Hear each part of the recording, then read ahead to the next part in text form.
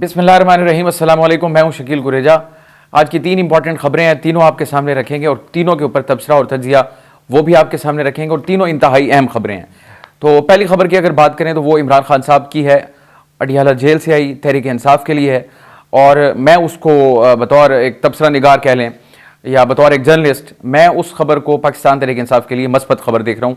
वो क्या है वो आपके सामने रखेंगे और उसके ऊपर तबसरा भी आपके सामने रखेंगे। तो आज की दूसरी खबर जो है वो ऐसा महसूस होता है कि हुकूमत जो है वो ऑलरेडी बहुत सारी चीज़ों के ऊपर यानी एक कॉम्प्रोमाइज़ का शिकार थी, तो एक और कुल्हाड़ी जो है वो उन्होंने अपने पाँव पे मारी है। अगरचे उनके पास एक अच्छी अपॉर्चुनिटी थी, लेकिन मुझे ऐसा लग रहा है कि उस अपॉर्चुनिटी को भी उन्होंने ज़ाया किया और एक और नुकसान का अंदेशा जो पैदा हो गया हुकूमत के लिए। वो क्या खबर है वो भी आपके सामने रखेंगे। और आज की तीसरी खबर वो भी तहरीक इंसाफ से मुताल्लिक है और वो अच्छी खबर नहीं, वो बुरी खबर है। वो खबर है 9 मई के हवाले से 51 मुल्ज़िमान जो हैं उनको सज़ा दी गई और सख्त सज़ा दी गई है। ये क्या है और इसके अंदर पैगाम पोशीदा क्या है वो भी आज आपके सामने रखेंगे। तो आते हैं आज की पहली खबर की तरफ। पिछले कुछ अरसे से पाकिस्तान तहरीक इंसाफ इख्तिलाफात का शिकार थी और पहले तो वो अंदर इख्तिलाफात रहे और उसके बाद वो मंजर आम पे आना शुरू हो गए।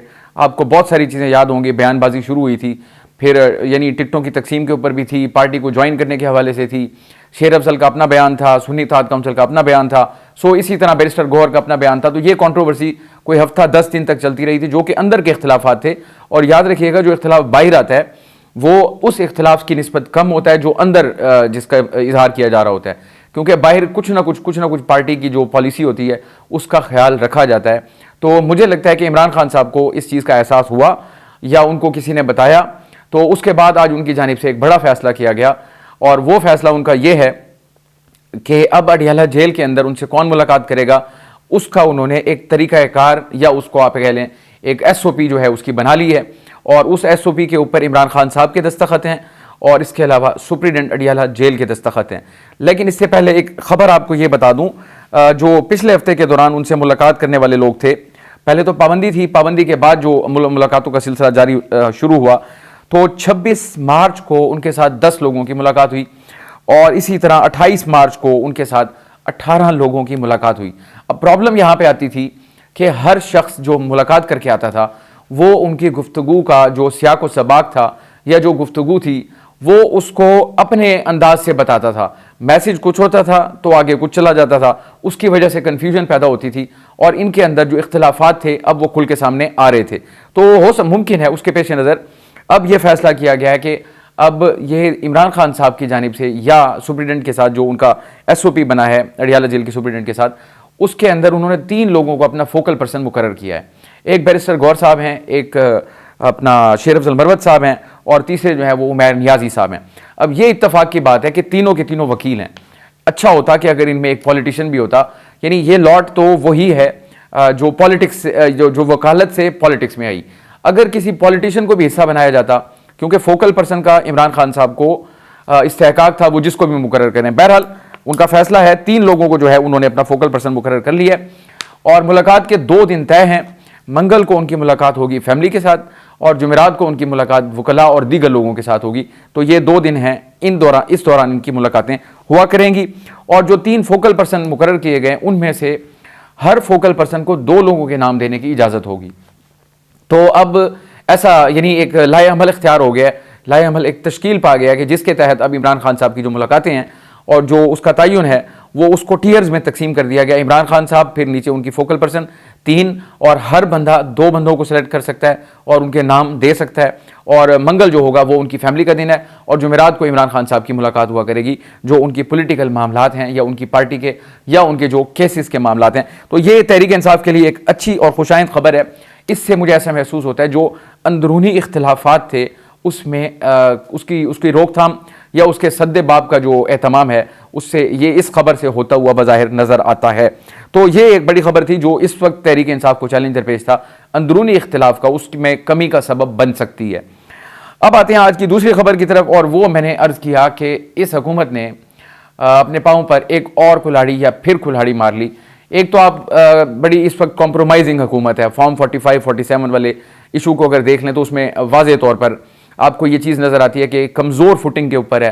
फिर इसकी मज़ीद कमज़ोर फुटिंग क्या है, एक इत्तेहादी हुकूमत है, उससे आगे मज़ीद क्या कमज़ोर फुटिंग है वो ये है कि अगर एक पार्टी यानी कि आसिफ जरदारी साहब इसमें से निकल जाएं तो हुकूमत धड़ाम से नीचे गिर जाएगी, और अगर उसके साथ ऐड कर लें जो इदारों की सपोर्ट इनको दस्तियाब है इस वक्त, अगर वो हाथ खींच लेते हैं या वहाँ पे इख्तिलाफ हो जाता है तो तब भी धड़ाम से गिर जाएगी।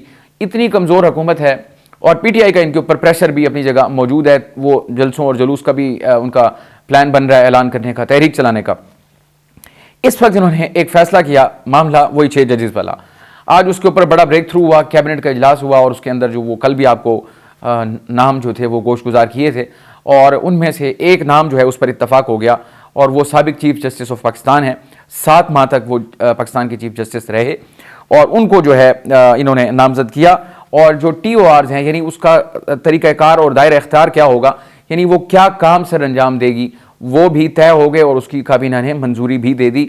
और इसके ऊपर इनका जो फैसला है तसद्दुक, इनको जनाब तसद्दुक हुसैन जिलानी साहब को सरबराह बनाने का, इसके ऊपर उन्होंने अपनी कॉन्सेंट भी शो कर दी है, और उन्होंने कह दिया कि बिल्कुल वो राज़ी हैं और इस पर काम करेंगे।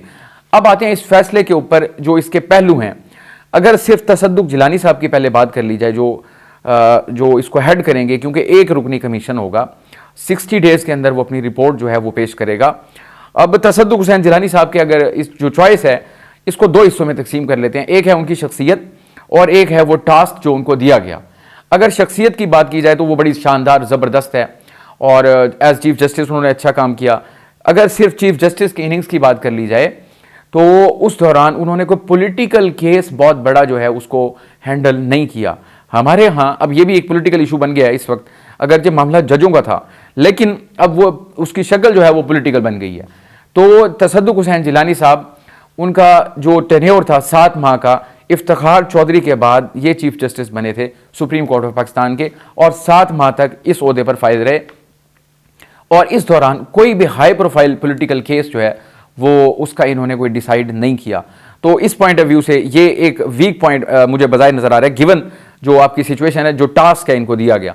अब अगर शख्सियत की ही बात कर ली जाए तो 3 बड़ी पॉलिटिकल पार्टीज हैं, पाकिस्तान पीपल्स पार्टी है, नून लीग है, और पाकिस्तान तहरीक इंसाफ है। तो मैं इन तीनों के रेफरेंस से आपको जो इनका शख्सियत का पहलू है वो सामने रखता हूँ। सबसे पहले इनको एडवोकेट जनरल बनाया, एडवोकेट जनरल पंजाब बनाया पाकिस्तान पीपल्स पार्टी ने लेट 80s में, 88 में गालबन। फिर उसके बाद उन्होंने 1 साल के अंदर इनको हाई कोर्ट का जज बना दिया। यानी ये दोनों काम पाकिस्तान पीपल्स पार्टी के दौर में हुए। और फिर नून लीग को अगर देख लिया जाए तो नून लीग के दौर में इनका जो मामला रहा वो इनकी गुड बुक्स में रहे। कभी ऐसी कोई कंट्रोवर्सी जनरेट नहीं हुई कि उनको इनके ऊपर बतौर जज हाई कोर्ट के या सुप्रीम कोर्ट के कभी कोई एतराज़ हुआ हो।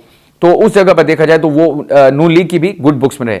और अब आ जाए तहरीक इंसाफ की जानिब। तहरीक इंसाफ ने 2018 के जो इंतखाबात थे, इंतखाबात से कबल निगरान सेटअप बनता है, तो जो नाम इन्होंने प्रपोज किए थे उसके अंदर इनका नाम शामिल था तसद्दुक हुसैन जिलानी साहब का। तो अब तीन पॉलिटिकल पार्टीज और तीनों की गुड बुक्स में ये मौजूद रहे। तो ये तो इनकी शख्सियत का पहलू है। अब अगर लीगल उनका जो पहलू है उसको देख लिया जाए तो इनको अवार्ड भी दिया गया इंटरनेशनल, इनकी जो इसके खिदमात हैं, यानी इंसाफ के मामलात में जो खिदमात के एतराफ़ में इनको नीदरलैंड के अंदर इंटरनेशनल इंस्टीट्यूट ऑफ जस्टिस में तकरीब मुनक्किद हुई और वहाँ पे उनको एक आलमी एजाज़ दिया गया जिसको कहते हैं इंटरनेशनल जस्टिस एक्सीलेंस अवार्ड। तो ये इनकी खिदमात के एतराफ़ में इनको इंटरनेशनल अवार्ड भी दिया गया। तो ये जो उनके क्रेडेंशियल्स हैं ये तो बहुत अच्छे हैं। ये एक हिस्सा है इस जो यानी आप अपॉइंटमेंट कह लें इसको, या ये जो इनको टास्क दिया गया उसका। अब आते हैं टास्क इटसेल्फ, इसके ऊपर अब इशू ये है कि इनका करियर बहुत अच्छा, शख्सियत बहुत अच्छी, सबकी गुड बुक्स में रहे, लेकिन सबसे बड़ा प्रॉब्लम यह है कि उनके ऊपर एतराज़ आ रहा है। उनके ऊपर एतराज़ आ रहा है पाकिस्तान तहरीक इंसाफ की जानिब से, और उनका एतराज़ इनकी शख्सियत के ऊपर नहीं है। उनका एतराज़ जो है वो गिवन सिचुएशन के ऊपर है कि ये एक साबिक जज भी हैं। वो उनकी ख्वाहिश है कि मौजूदा जज हो सुप्रीम कोर्ट का, वो इसको उसकी तहकीकात करे। इनके ऊपर उनको एतराज़ नहीं है इस हवाले से कि यानी इनकी शख्सियत दागदार नहीं है। तो इस पॉइंट ऑफ व्यू से उनका यानी ये बात दुरुस्त है, क्योंकि अगर देखें अग्रीव्ड पार्टी तो हैं जजेस, जिन्होंने छः जजेस जिन्होंने ख़त लिखा, उनका इस्तेहकाक है, लेकिन जज बोल नहीं सकते, जज बोलते नहीं हैं, तो वो तो बोल नहीं सकते। अब इस वक्त जो जद में आ रही है इन लीगल इशूज़ के अंदर, जो कह रहे हैं कि हमारे साथ ज़्यादती हो रही है या हमारी प्रोसिक्यूशन नहीं हो रही, परसिक्यूशन हो रही है, तो वो कह रही है पाकिस्तान तहरीक इंसाफ। तो इसका मतलब ये है कि वो भी काइंड ऑफ एग्रीव्ड पार्टी हैं। तो अगर इनका एतराज़ आ रहा था तो बहुत अच्छा होता कि जस्टिस तसद्दुक जिलानी साहब अज खुद, क्योंकि उनकी शख्सियत आपको मैंने बता दी, क्या उनके क्रेडेंशियल्स क्या हैं और उनका इंप्रेशन क्या है, उनको अवार्ड्स भी इसलिए दिए गए।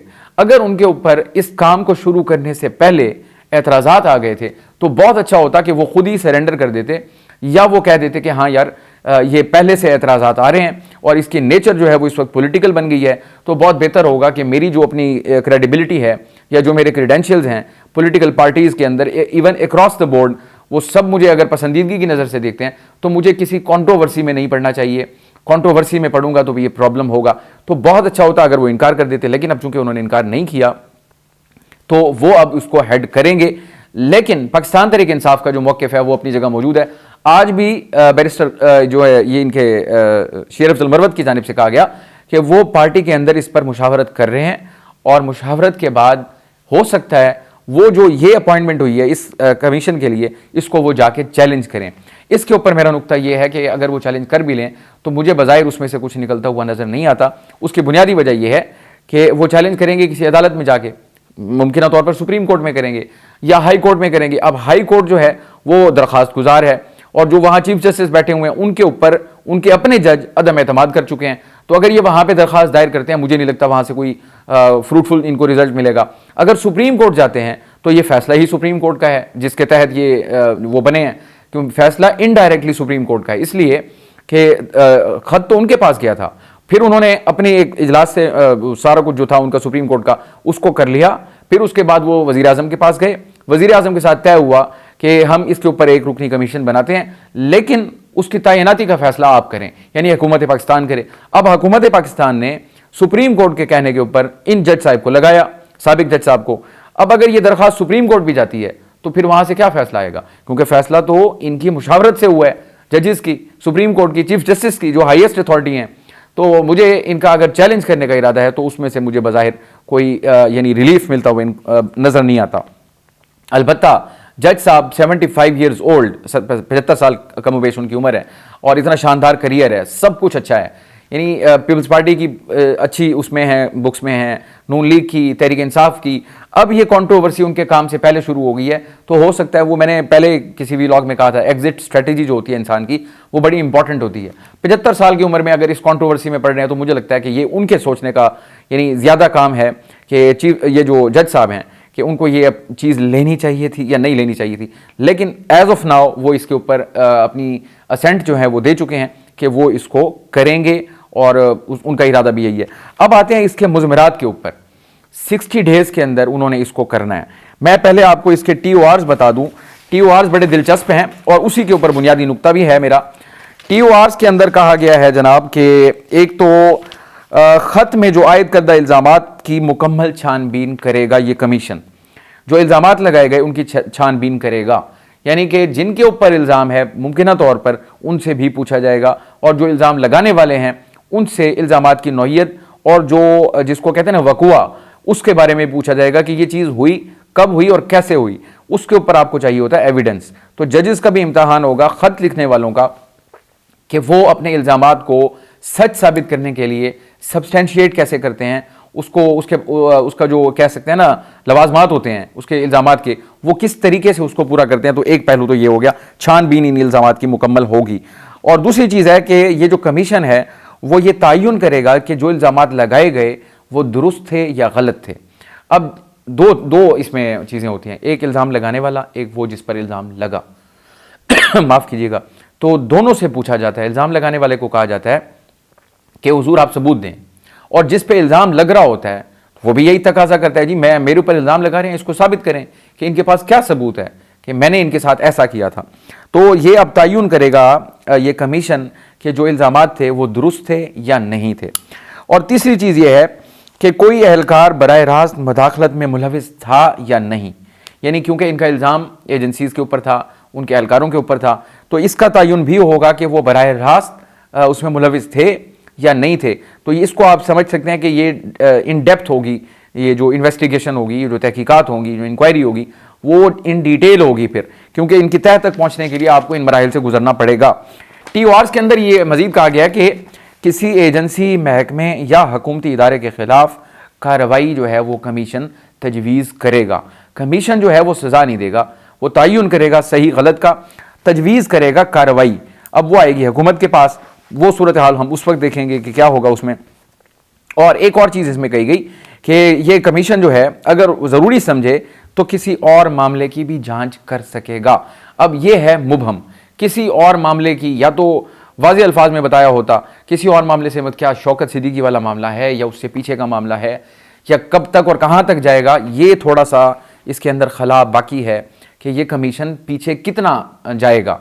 तो बहरहाल आने वाले दिनों में देखेंगे। मैंने कहा था आपको एक अहम तरीन नुकता जो है इस इशू के ऊपर, जो मैंने आपको TORs बताए, यानी वो अब ये तयन करेगा कि इल्ज़ामात दुरुस्त थे या गलत थे, वो तयन करेगा कि एजेंसी के एहलकार मुलविस थे या नहीं थे, वो तयन करेगा कि कार्रवाई जो है वो तजवीज़ की जाए, और ये पीछे कितना जाएगा। अगर इन चीज़ों को देख लें तो एक सवाल मेरे जहन में आया जो कि बड़ा इंतहाई पेचीदा नौइयत का है, वो ये कि अगर ये इल्ज़ामात दुरुस्त साबित हो गए तो उसका क्या कॉन्सिक्वेंस होगा, क्योंकि इल्ज़ामात तो एजेंसीज़ के लोगों के ऊपर हैं, उसका कॉन्सिक्वेंस भी बड़ा सख्त होगा।